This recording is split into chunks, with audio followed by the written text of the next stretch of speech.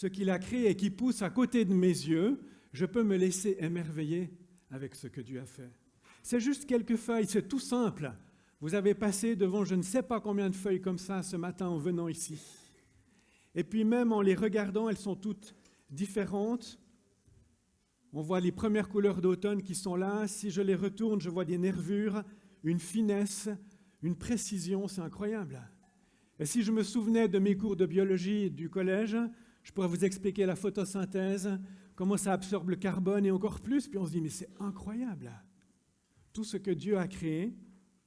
Et comment, en voyant simplement ces quelques feuilles, je peux dire, merci Seigneur, tu es bon et tu es grand. Et on sait que les arbres participent à la création et à ce dont nous avons besoin pour vivre. Nous sommes dans un mois de la création. Les églises catholiques et protestantes prennent en général le mois de septembre comme le mois de la création. Nous n'avons pas forcément le même rythme, mais ce mois-ci, enfin ces 2 dimanches, aujourd'hui et dimanche prochain, on va s'arrêter un peu plus sur des textes en lien avec la création. Quel est mon rapport? Quel est mon lien à Dieu et à la création? Pourquoi est-ce qu'en tant que chrétien, il est important que je me soucie du monde créé par Dieu, du monde donné par Dieu depuis si longtemps? D'un côté, on en fait partie, ça semble évident, puis malheureusement, on sait que notre lien à la création est compliqué. Ce matin, j'ai ouvert l'app de la RTS et les 5 premiers sujets, sur les 5 premiers sujets, 3 étaient un questionnement ou une difficulté par rapport à la création. Un ouragan ou une tempête au nord de l'Alaska qui détruit des maisons. Encore un article sur la fonte des glaciers. Et un article qui remet en question le rôle des influenceurs qui poussent les gens à consommer tellement de produits et faire tellement de gaspillage. Donc 3 articles en lien avec notre manière d'aborder et de vivre la création, ou ce qui se passe, disons, et puis il y en avait d'autres. Donc il y a 15 ans, je pouvais dire, il n'y a pas un mois sans qu'on ait des articles sur le problème avec la création. Maintenant, c'est en tout cas pas une semaine, et parfois pas un jour. Alors qu'est-ce que je fais, moi, assis sur ma chaise ici, le dimanche matin, en tant que chrétien, fils de Dieu, aimé de Dieu, comment est-ce que je processe tout cela? Et c'est ce que j'aimerais voir avec vous aujourd'hui.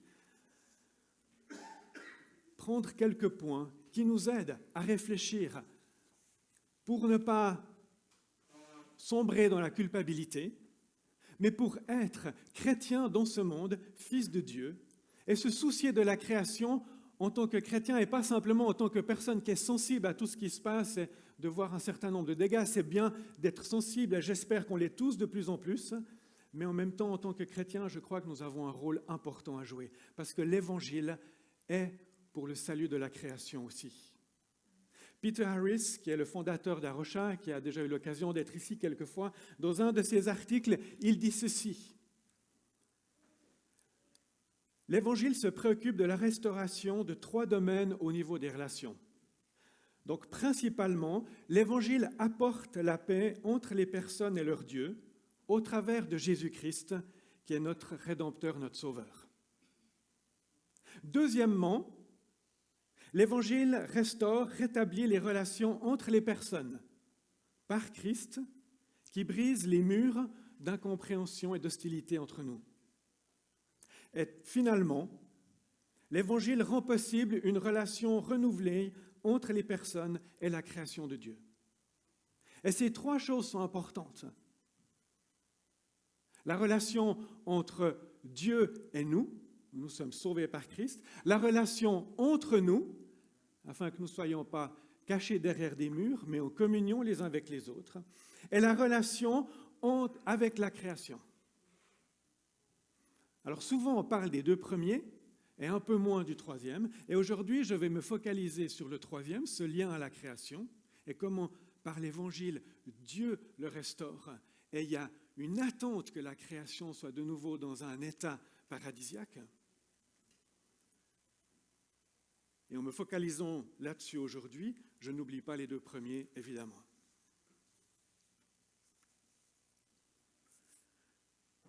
Les 2 textes bibliques de base que je veux prendre ce matin, ils sont dans Genèse 1 et Genèse 2.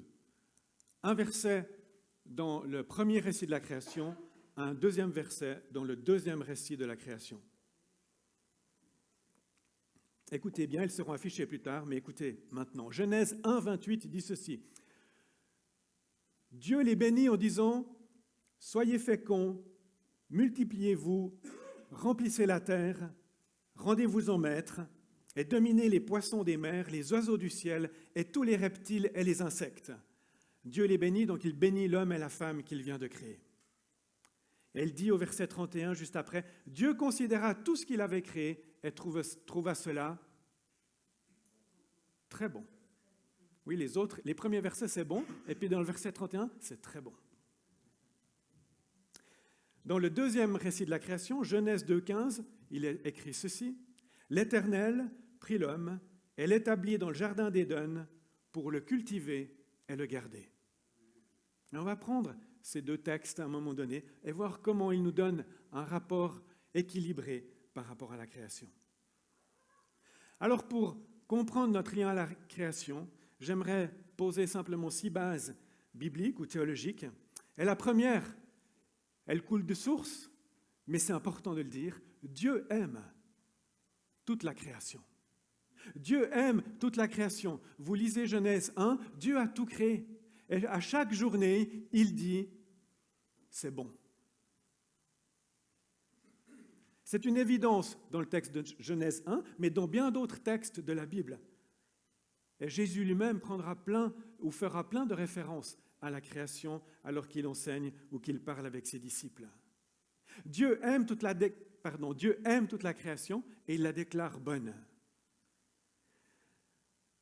Un peu plus loin dans la Genèse, avec l'histoire de Noé, une fois que Noé et toute sa famille et tous les animaux sont sortis de l'arche, dans Genèse 9, Dieu établit avec Noé et toutes les créatures vivantes une alliance. Et c'est intéressant d'entendre que Dieu ne fait pas une alliance juste avec Noé et sa famille, mais il fait une alliance avec Noé et avec toutes les créatures vivantes. Dieu dit, pour ma part, je vais établir mon alliance avec vous et avec vos descendants après vous, ainsi qu'avec tous les êtres vivants qui sont avec vous, oiseaux, bétail et bêtes sauvages, tous ceux qui sont sortis du bateau avec vous, ils peupleront la terre. Et ça, c'est répété 6 fois dans ce texte. Et je crois que c'est important de réaliser que Dieu aime sa création. Bien sûr, ce n'est pas le même type d'alliance entre l'être humain et les animaux, mais Dieu aime la création et il veut soutenir la terre pour que cette création puisse vivre. Et l'extinction des espèces provoquée par les êtres humains est donc quelque chose de sérieux et de grave du point de vue de Dieu.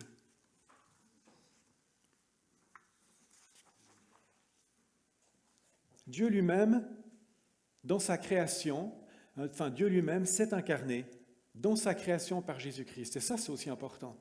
Il n'a pas mis la terre à quelque part, mais même il vient et il envoie son Fils qui s'incarne et qui prend forme humaine. J'y reviendrai encore tout à l'heure. Deuxième point, la création révèle Dieu.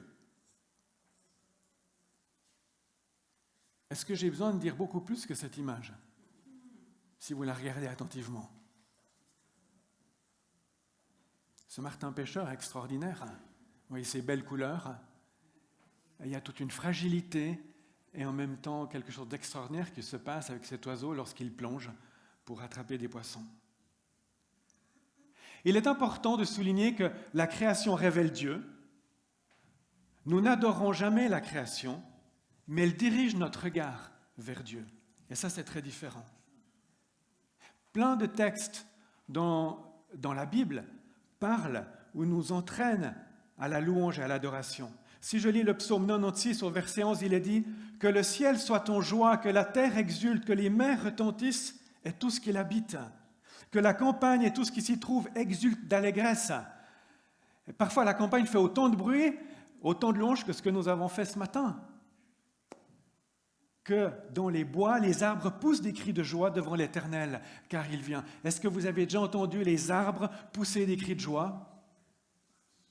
Si vous ne dites pas oui, c'est que vous avez besoin d'aller vous promener en forêt cet après-midi, ou demain, ou après-demain.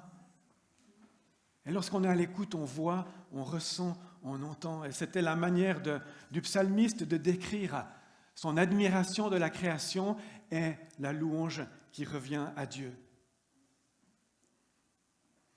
Et au début de l'Épître aux Romains, Paul écrit dans le Nouveau Testament, « Depuis la création du monde, les perfections invisibles de Dieu, sa puissance éternelle et sa divinité se voient dans ses œuvres quand on y réfléchit. » Troisième point, l'être humain est une partie inséparable de la création de Dieu. Là, de nouveau, ça semble évident, mais c'est important de le noter. C'est comme ça que Dieu a désiré, que nous fassions partie de la création. Il nous a créés à son image. Nous ne sommes pas créés en dehors du monde physique, nous en faisons partie. Et même, après notre passage sur la terre, lorsque nous serons ressuscités avec Dieu, nous aurons un nouveau corps. Et ce nouveau corps a un lien avec le monde physique. Parce que l'on voit Jésus dans son nouveau corps, il marchait sur la terre, il a mangé, il a fait des choses que nous, on ne peut pas faire, mais il est dans un corps. Et aujourd'hui encore, Jésus dans le ciel a ce corps. Donc il y a un lien avec le monde physique, ce n'est pas juste étranger ou appelé à disparaître. Quatrième point, l'être humain a un rôle particulier et une responsabilité au sein de la création. Et c'est là que ça devient important. Adam et Ève ont reçu une bénédiction spéciale et une responsabilité du fait que, comme Dieu dit, faisons les hommes, les êtres humains, pour qu'ils soient notre image, ceux qui nous ressemblent, qu'ils dominent sur les poissons de la mer, sur les oiseaux du ciel et sur les bêtes, sur toute la terre. Donc Dieu a donné à l'homme, à l'être humain, une responsabilité. Qu'on l'accepte ou pas, cette responsabilité-là, nous sommes comme des intendants de la création. C'est un rôle spécial qui nous est donné, qui n'a pas été donné à d'autres dans la création, mais à l'être humain. Et en exerçant ce mandat d'intendance, nous reflétons la présence de Dieu sur la terre. Ceci de manière individuelle, de manière collective, nous gérons la création, on va dire, pour Dieu. Et on pourrait faire allusion ou référence à plusieurs textes dans l'Ancien Testament où Dieu donne des commandements à son peuple ou des instructions à son peuple pour bien gérer la création. Prendre soin de la terre, semer, et puis une année sur 7, ne pas semer pour que la terre reste en jachère et continue de produire ce qui est nécessaire les années suivantes. Il y a plein de textes qui montrent le soin que Dieu demande à son peuple ou les instructions qu'il lui donne pour bien gérer cette création. Malheureusement, il y a ce point 5, ou cette base théologique numéro 5, c'est que la chute a introduit une séparation de la création.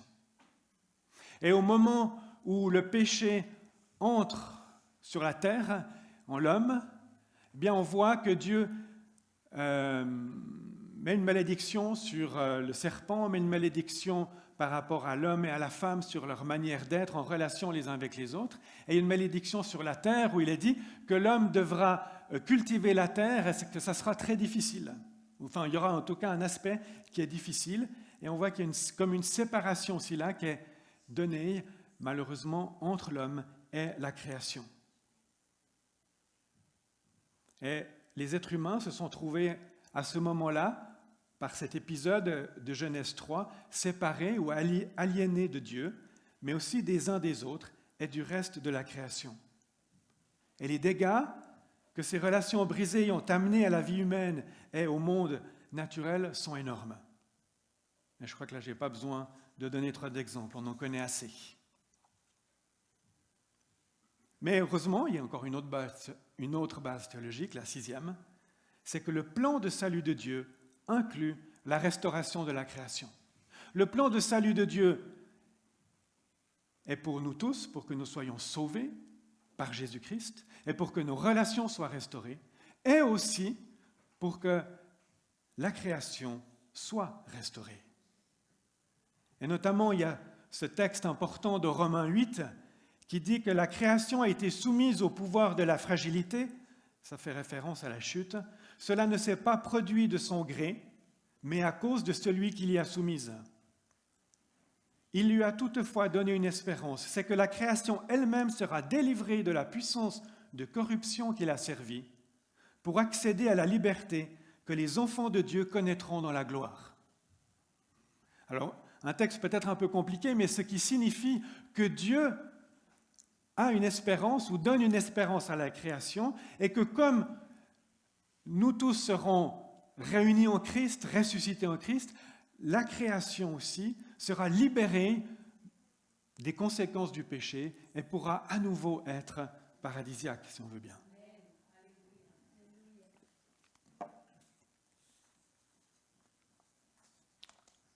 Tu peux montrer le slide suivant, je crois.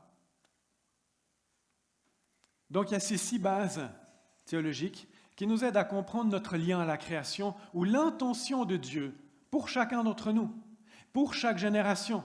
C'était pour ceux qui nous ont précédés, c'est pour ceux qui viendront après nous. Dieu aime toute la création. La création révèle Dieu. L'être humain est une partie inséparable de la création de Dieu.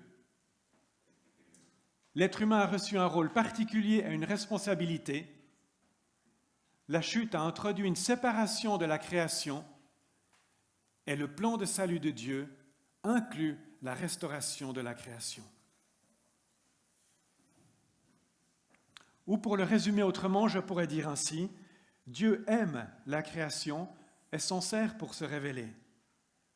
Il nous a créés comme une partie inséparable de la création en nous donnant un rôle spécial au sein de cette création. Nous avons abusé de ce rôle et abîmé la création de Dieu, mais dans son plan de salut, il restaurera la création avec nous et nous restaurera dans notre juste place au sein de la création.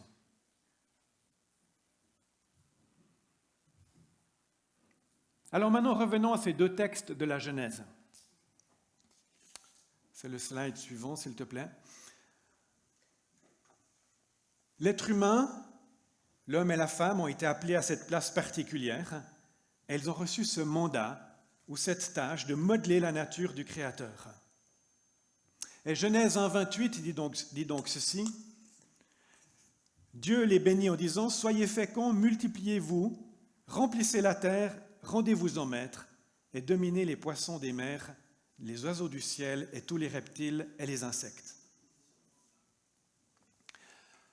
Alors, soyez féconds et multipliez-vous sont des commandements donnés à toutes les créatures, mais les 2 suivants, rendez-vous-en maîtres et dominez, n'ont été donnés qu'à l'homme. Que faisons-nous de ces 2 termes ? Parce que c'est des termes forts. Et lorsqu'on prend la signification du terme en hébreu, on voit que c'est très fort. Le premier terme, rendez-vous-en maître, veut dire, enfin, il transmet l'image d'un conquérant qui met le pied sur la nuque de celui qui est conquis. C'est clair. Le deuxième verbe, qui est traduit par dominer, vient d'un mot qui signifie piétiner, fouler aux pieds, bafouer ou dans le sens d'appuyer. Ainsi, il ne fait aucun doute que les êtres humains sont placés au-dessus du reste de la création. Ce verset exprime la supériorité dans des termes les plus explicites. Alors si on s'arrête là, on va dominer la terre et on va l'exploiter. Et malheureusement, c'est souvent ce qui s'est passé. On s'est un peu arrêté là, même aussi parfois dans l'Église. Mais tout texte de la Bible doit être pris avec son contexte ou avec le reste de la parole de Dieu et comprendre comment la pensée de Dieu s'articule pour ce lien à la création. Et c'est pour ça que c'est super important de prendre l'autre texte. Je ne sais pas, ça va, vous m'entendez bien ? Oui, bon. L'autre texte de Genèse 2,15 qui dit « L'Éternel prit l'homme, prit l'être humain, prit l'homme et l'établit dans le jardin d'Éden pour cultiver et garder le jardin. » Et là, on a 2 autres termes qui s'ajoutent à ceux du premier récit, cultiver et garder. Et là, on est en train de voir la notion que notre mandat d'intendance est en train de prendre. Nous avons cette responsabilité de prendre soin de la terre. Nous avons cette responsabilité. Et puis, ces deux termes, servir ou cultiver, disons le terme cultiver, on peut le traduire par servir. Le terme en hébreu, la première signification en fait est servir, et puis en général il est traduit comme cultiver, travailler ou servir. Donc prendre soin. Et puis garder, le deuxième terme, garder, c'est observer, surveiller, faire attention, préserver. Donc ce qui est à retenir, c'est ceci. Ces deux verbes décrivent des actions qui ne sont pas à comprendre premièrement dans le but de satisfaire nos propres besoins, mais par contre de s'occuper de l'objet de l'action, c'est-à-dire de s'occuper de la création. Donc la manière de cultiver la terre dont Genèse nous parle, c'est à vivre une attitude de service à la terre et à la création. C'est de garder ce jardin qui n'est pas juste pour le confort de l'être humain, mais aussi simplement dans le sens de préserver la création, de la garder belle pour qu'elle continue de rendre gloire à Dieu. Donc ce jardin, ou la terre, nous est confié, pas pour être simplement à notre disposition, mais nous en sommes comme nous ne sommes pas les maîtres absolus, mais plutôt les intendants ou les administrateurs.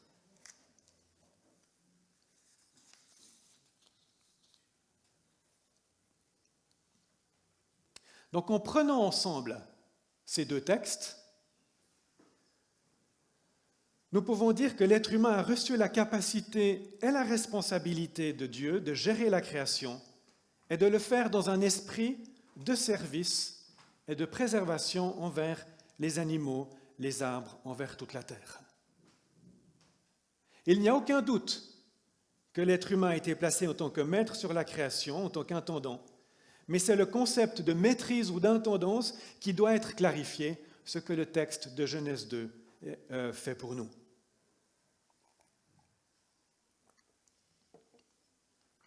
Malheureusement encore, trop souvent, notre histoire humaine montre qu'en regard de la création, on a souvent exercé cette supériorité pour exploiter. Et puis on est en train de mesurer un certain nombre de dégâts, même très graves. Donc si tu peux remettre les deux slides avant, en résumé, le slide noir s'il te plaît. Voilà. En résumé, en devenir maître et dominer la terre, cultiver et garder le jardin sont des termes qui déterminent notre rôle en tant qu'intendant de la création. Il ne s'agit donc pas d'exploiter, mais d'être au service. Et cette attitude va démontrer que nous sommes créés à l'image de Dieu et que nous sommes disciples de Christ. C'est-à-dire qu'on ne peut pas bien cultiver la terre et en prendre soin sans être dans un rapport à Christ qui est celui d'être fils et fille de Dieu. Ça ne veut pas dire qu'il y a des gens qui ne sont pas fils de Dieu et ne peuvent pas prendre soin de la terre. Mais il y aura une compréhension beaucoup plus profonde et beaucoup plus intentionnelle lorsque on peut faire ce lien entre être aimé de Dieu, être fils et fille de Dieu et prendre soin de la création qui nous entoure. Et c'est notre responsabilité à nous tous ici. À nous tous en tant que communauté, et à nous tous en tant que communauté, comme nation, ou finalement sur le monde entier. Et c'est important de capter cela. Pendant trop longtemps, l'Église a eu de la peine à le capter. Je crois que maintenant, on est obligé d'encore mieux le saisir et le comprendre. Et pas juste dire « Oh, mais la terre, elle sera détruite à la fin, donc tant pis ». C'est ce qu'on m'a trop souvent dit. Non. Dieu a donné la terre pour qu'on en prenne soin. Comment ça va se transformer? Comment la terre va participer à la résurrection? Comment elle sera restaurée? Ça, je ne peux pas l'expliquer, je le laisse à Dieu. Mais la mission que j'ai reçue, ou le mandat créationnel qui est donné à tout être humain au début de la Bible, c'est de prendre soin de la terre. Et ce mandat est encore, embelli, si je peux dire ainsi, par la révélation de Christ dans nos vies et qui nous aide à comprendre le cœur du Père encore davantage pour prendre soin de toute la création. Vous me suivez?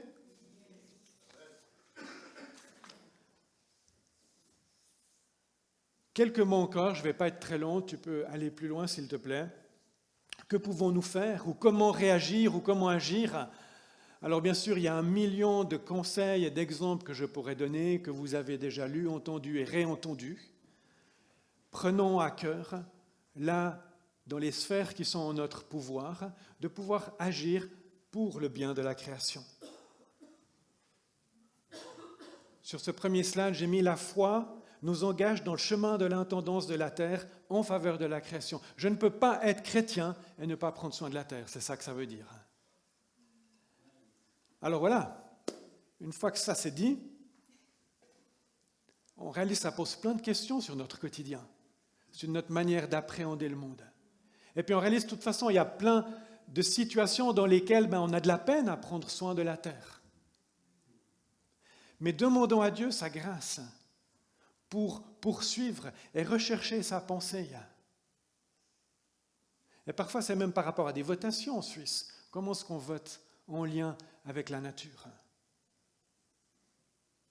Nous avons vraiment besoin d'une grâce de Dieu, de l'écouter et d'avancer avec foi, même au milieu de plein de choses qui nous échappent et que nous ne comprenons pas parfois. Mais savoir que Dieu a une espérance pour nous et pour la planète. Le deuxième point, j'ai mis renoncer au système de pensée du monde. Voilà, là aussi, on pourrait beaucoup le développer, mais nous sommes dans une pensée, en tout cas dans notre monde occidental, que la croissance illimitée semble être ce vers quoi on continue depuis longtemps et il semble poursuivre. Bien sûr, ce concept-là est remis beaucoup en question, mais il faut réaliser que notre mode de vie est quand même pas mal marqué par cette dimension qu'il y a une croissance illimitée possible sur la Terre. Et puis, peut-être tout à coup, là, depuis cet été, on se dit « Ah non, c'est pas possible. Il n'y a pas autant de ressources que ce qu'on croyait. » Donc, on fait face à une réalité, mais à une réalité qui est déjà donnée dans la Bible. La Bible ne dit pas que la Terre est une croissance, peut être utilisée sous le système de pensée de la croissance illimitée. Donc, réfléchissons et exerçons notre discernement en tant que fils et filles de Dieu. Le slide suivant. Alors, initiative, j'arrive pas à lire là, personnelle, merci. Et puis celui d'après, c'est initiative communautaire. Je crois que nous devons nous encourager les uns et les autres à grandir et à prendre des initiatives pour prendre soin de la création. Il y en a déjà eu plusieurs dans la communauté, que ce soit le jardin qui a été cultivé certaines années aussi avec les différents groupes de l'enfance. Ça, c'est une initiative communautaire. Quand je suis arrivé dans cette paroisse il y a 4 ans et que nous avions des agapes, il y a une famille qui venait avec ses couverts et ses assiettes. Puis ce n'était pas très bien compris de beaucoup d'entre nous. À la dernière agape, il y avait 80% des familles qui sont venues avec les assiettes et les couverts. Wow, ça change. On progresse. Continuons. C'est des tout petits gestes, mais qui peuvent aider et nous faire réfléchir aussi après, chacun chez nous.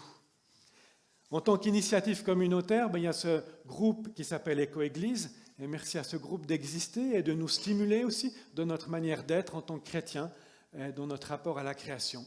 Il y aura d'autres initiatives qui seront apportées à différents moments. Mais je voulais poser ces bases pour nous dire, c'est sérieux. C'est sérieux parce que Dieu le donne depuis le début de la Bible. Malheureusement, on a eu de la peine, ou parfois on a de la peine à tout saisir, parce que Dieu est tellement vaste. Et nous entrons et nous progressons. Et nous pouvons comprendre que si je prends soin de la création aujourd'hui, ce n'est pas juste parce que j'ai peur, ou parce qu'on me dit 15 fois par jour que je dois faire attention, mais c'est d'abord parce que Dieu m'aime et me donne comme mandat, à moi en tant que chrétien, au peuple de la terre, de prendre soin de la terre. Et ça change toute la perspective. Et ça nous permet d'aller avec espérance et de prendre des pas les uns et les autres et de nous stimuler les uns les autres dans nos réflexions et dans notre manière d'être. Et en faisant ces gestes simples, trier les déchets, je rends gloire à Dieu. Est-ce que vous rendez gloire à Dieu quand vous jetez vos bouteilles au bon endroit? Oui, il y en a. Je le dis et je ne sais pas si moi je le fais, mais je vais y penser la prochaine fois. Non, mais vous voyez, il y a plein de choses qui peuvent nous aider à changer et nous aider à grandir et à adorer Dieu à plein de moments dans notre vie. Alors, admirons la création, ce que Dieu a fait, admirons les étoiles et prenons-en soin parce que c'est simplement notre mandat. Dieu nous l'a donné. Amen. J'aimerais prier. Écoutons Dieu ensemble.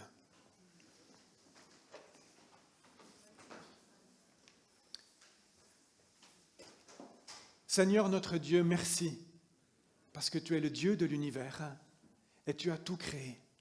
Merci pour la beauté de ta création. Merci parce qu'il y a tant de fois où nous pouvons nous émerveiller de ce que tu as donné. Merci parce que tu nous donnes ce mandat de prendre soin de la création. Seigneur, aide-nous. Accorde-nous de mieux comprendre comment avancer avec ce mandat. Seigneur, nous te demandons pardon parce que si souvent nous voyons nos limites, où nous n'arrivons pas à prendre soin, où nous détruisons plutôt que construire. Seigneur, pardonne-nous, transforme notre cœur, là encore où nous n'avons pas tout saisi. Transforme notre cœur par ton esprit et éclaire-nous afin que nous puissions marcher avec une nouveauté de vie, avec une espérance pour la création, avec une espérance que toi tu reviens bientôt et que tu vas nous prendre sur la terre avec toi pour vivre dans cette nouvelle terre et nouvelle création. Seigneur, merci pour cette vision que tu nous donnes et en attendant, aide-nous à marcher en te rendant gloire en tant que fils et filles de Dieu. Amen.